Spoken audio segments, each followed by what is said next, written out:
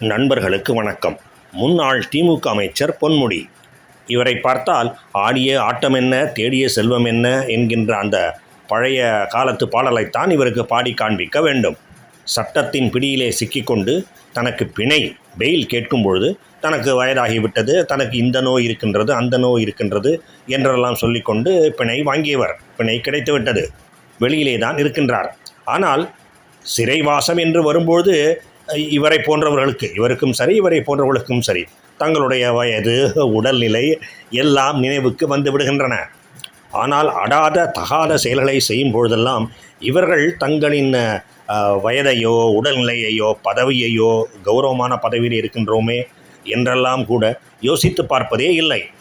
கண்களை மூடிக்கொண்டு அடாவடித்தனங்களிலே இறங்கி விடுகின்றார்கள். பொன்முடியை மட்டுமே குற்றம் சொல்வதற்கில்லை, செந்தில் பாலாஜியும் அப்படித்தான் இருக்கின்றார், சேகர் பாபுவும் அப்படித்தான் இருக்கின்றார். மிக பலர் அப்படித்தான் இருக்கின்றார்கள். சொல்லப்போனால் திமுகவை மட்டுமே குற்றம் சொல்வது கூட முழுவதுமாக சரியில்லை. பல கட்சிகளிலே இப்படி பலர் இருக்கின்றார்கள்.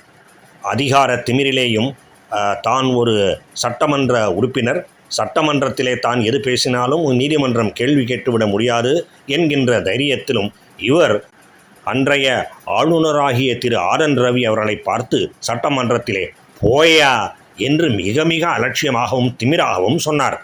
ஆனால் பிற்பாடு இவர் சர்ச்சையிலே மாட்டிக்கொண்டார். அதான் சைவம் வைணவம் சர்ச்சை. நின்றால் வைணவம், அதாவது நாமம், படுத்தால் சைவம், அதாவது குறுக்காக திருநீரிட்டு கொள்வது என்கின்ற விஷயத்தை மிக மிக கொச்சையாக வேறு விதமான பொருள்களிலே எல்லாம் பேசி வம்பிலே சிக்கிக்கொண்டார். தரம் தாழ்ந்த கேவலமான பேச்சு அது. அப்பொழுதெல்லாம் அவருக்கு தன்னுடைய வயது நினைவிலே இருக்கவில்லை. ஆனால் எல்லாவற்றுக்குமாக சேர்த்து காலம் பழி வாங்கிவிட்டது. காலம்தான் இவரை பார்த்து போயா என்று சொல்லிவிட்டது.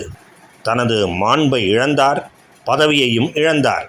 இப்பொழுது தான் இருக்கின்ற இடமே தெரியாமல் முடங்கி கிடக்கின்றார்.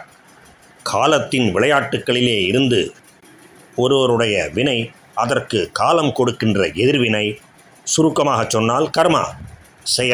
செயலின் விளைவு, பிற்பாடு வேறு ஏதாவது இன்னொரு செயல், அதன் விளைவு என்று ஏற்படுகின்ற சுழன்று கொண்டிருக்கின்ற இந்த கால சுழற்சியாகிய கர்மாவின் சுழற்சியிலே இருந்து யாரும் தப்பிவிட முடியாது.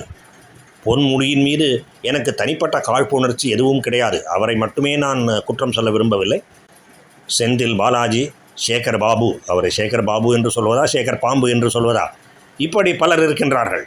யாராக இருந்தாலும் அதிகார திமிர் காரணமாகவோ வேறு எந்த காரணத்தினாலோ ஆட்டமாக ஆடி ஆடாத செயல்கள் பல புரிந்தவர்கள் அனைவரும் காலத்தினால் தண்டிக்கப்படுகின்ற நாட்களை எதிர்பார்த்து ஆவலோடு காத்திருக்கின்றேன்.